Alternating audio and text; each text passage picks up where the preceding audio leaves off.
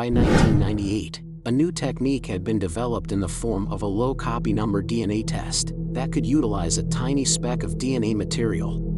The girl's clothing and DNA taken from the scene were sent to a research lab. But this new test was a long and complex process, which involved separating the DNA of the girls and the killer, which had become intermixed in the 25-year-old samples. It would take almost 2 years for a result. But this was in the form of a partial profile of the killer's DNA from Geraldine, while the result from Pauline was unambiguous, a full genetic profile that could be expressed as a string of numbers. This small measure of success now meant that the police had a genetic fingerprint of the killer. But what they didn't know was his identity. A search was made of the Criminal National DNA Database that holds 1.7 million profiles, but the Landersea killer wasn't one of them.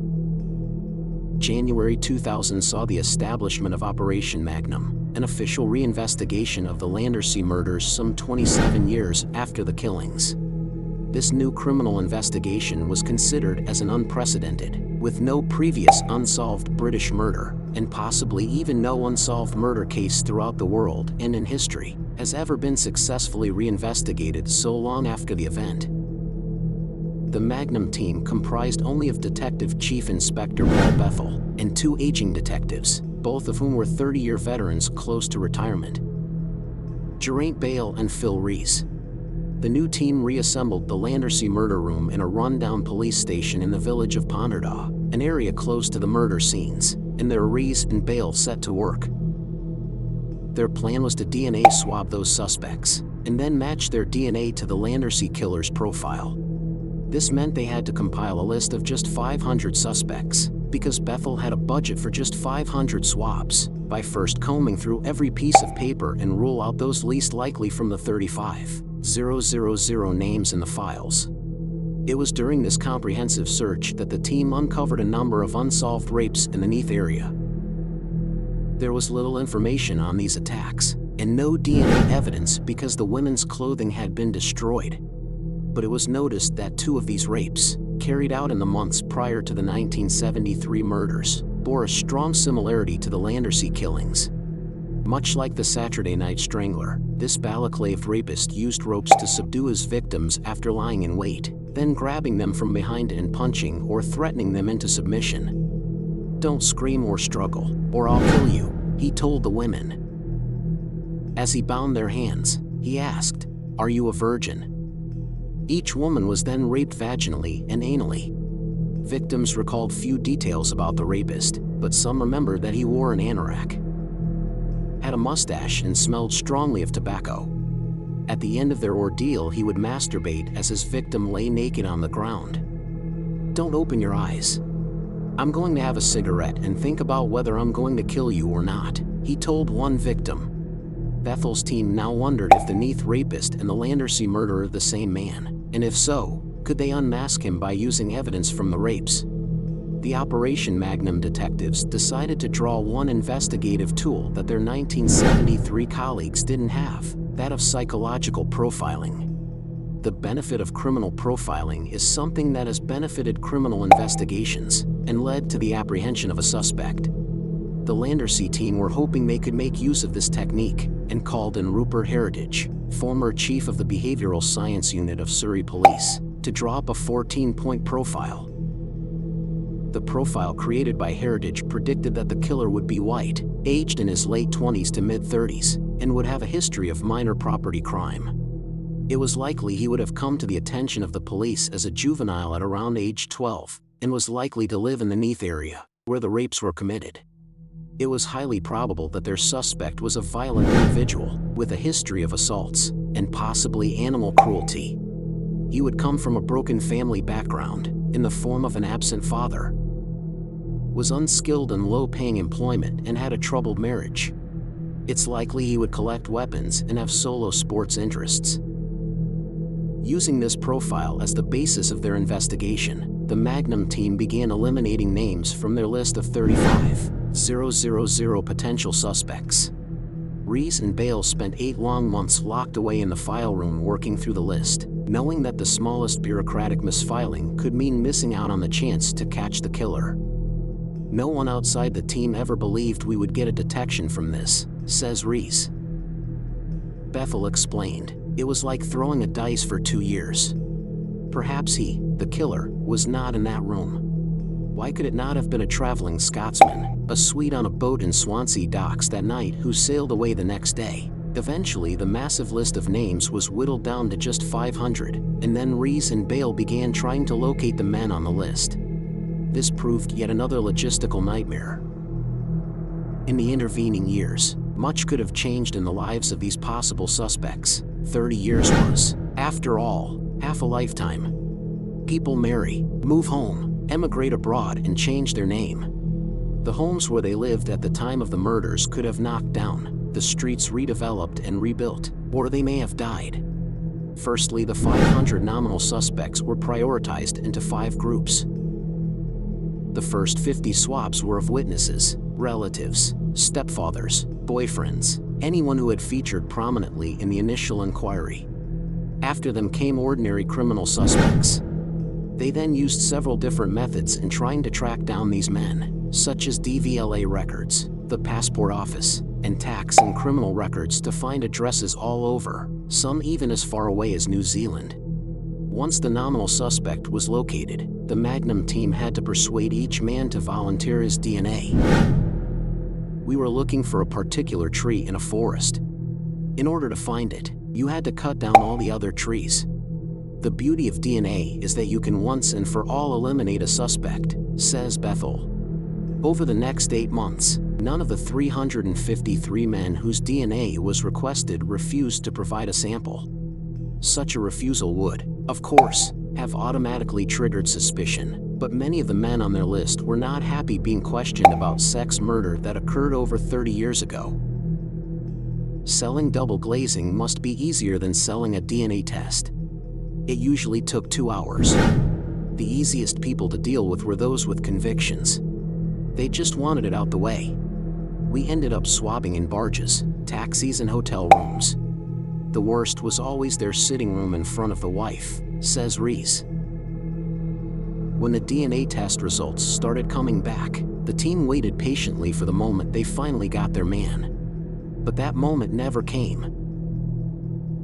Each time a nominal suspect was swabbed, the team were, in turn, presented with yet more paperwork generated by the failures. A typical example of this was nominal suspect number 200, named Joseph Kappen, who it was learned lived on the Sandfields estate in Port Talbot. In August 2001, Reese went to Kappen's address to collect his DNA sample. His ex-wife, Christine Powell, was still living there at the property. But Reese learned that Kappen wasn't. He had been dead for the last 12 years. Reese had to check her claim against the local death register, and then reassigned Kappen to the dead pool, where the names of nominals ended up while the team tediously awaited final elimination by cross-checking with family members' DNA. 2 months later, in October 2001, the Magnum team had their first breakthrough. DNA specialist, Dr. Jonathan Whitaker, who had been working on isolating genetic material from evidence in the Sandra Newton case, had managed to extract a profile from swabs taken from Sandra's body. It was a 3-way mix, says Bethel. Sandra, the boyfriend, and an unknown individual. But the unknown matched the profile from the Landersea murders. It was the same man. Now, for the first time, all 3 cases were definitively linked to the same perpetrator. The killer had dumped Sandra's body in a water culvert close to the disused Garth Colliery. This culvert was so remote and well hidden that it could have been known only to someone local. I knew we'd get him then, says Reese. We knew he was living locally. He was someone who must have been spoken to. And he had an 1100. The team were one step closer to catching their man, but they still didn't have that important piece of the investigative puzzle. Then, in October 2001, Whitaker came up with an ingenious way of unmasking the killer. This case happened in 1973. The offender could have had children, he said. Was it possible that there was a relative of the offender on the database? It was his understanding that because people inherit DNA from their parents, and in turn pass on 50% of that DNA to our offspring. Whitaker believed that because he had the killer's DNA profile, he also had 50% of the killer's children's DNA. If he could locate the killer's children, he would find the Saturday Night Strangler. Much like the suspect list, this would once again prove to be another laborious process of elimination. However, this time, Whitaker had the advances of computer technology at his fingertips to delete thousands of names with the touch of a button. He's starting with all the profiles submitted to NDNAD by the South Wales Police, and then started searching for a version of the killer's profile. Whitaker was able to eliminate non-related profiles at each stage of a 10-step process, thereby reducing the list of 22,000 possible suspects to just 100 names. These were the men whose genetic profiles were closely related to the Landersea killer. It was a unique way to pinpointing the search to just a small list of people. We were looking for a father and getting to him by his son, says Whitaker. One of the names among this list of 100 was that of Paul Kappen, a convicted car thief. His name proved very familiar to detectives. Paul Kappen would only have been 7 years old when the Landersea killings took place, but that fact that there were 2 Kappens in the files was just too much of a coincidence. Joseph Kappen was now the #1 suspect. The only problem was that he had been dead for the past 12 years. Rees and Bale returned to Sandfields and asked if Christine Powell and her daughter Deborah would volunteer DNA samples. The results took 2 weeks to process. I was sitting at my desk in the Ponderdown murder room when the call came through from the forensic scientist, Colin Dark, says Bethel. He was going on about a partial match and the DNA banding. And I said, "What are you telling me?" He said, "I think you've got your man." It was a strange feeling. Very emotional. I don't get excited or overwhelmed, not after all these years. But I really did get a lump in my throat. By subtracting Powell's DNA from her sons and daughters, the forensic scientists hoped to be able to recreate most of Joseph Kappen's DNA. What they eventually ended up with was a 3/4 profile of Kappen that was identical to that of the Landersea killer. According to the DNA, Kappen was the killer. However, the investigators had to be 100% sure he was their man before they went public and notified the families of the victims. I needed to be able to tell the victims' families, the man in the grave is the man who killed your daughters. He's a serial killer. I wanted to be bloody sure that he was in that grave, says Bethel. On December 24, 2001, Bethel made an application to then Home Secretary David Blunkett to exhume the remains of his suspect. This was to be a historical first for this type of method for identifying a criminal. Kappen would be the first serial killer ever to be pulled from the grave to confirm his guilt. He was buried in Goyder Cemetery on the outskirts of Port Talbot, the graves of which were perched on a steep Welsh hillside. Kappen shared the family grave with his stepfather Clementi Proietti and grandfather Joseph Herbert, with his coffin being sandwiched in the middle. In order to exhume his coffin, all 3 would have to be dug up, with no guarantee there'd be any viable DNA to collect. It took 5 months for the permission to exhume Kappen to come through. In the meantime, the manhunt above ground continued. There were hundreds of questions we wanted answered. Where did he kill Sandra? Did he know the girls? Had he carried out other attacks? How did he get away with it? Who was he? Says Rees.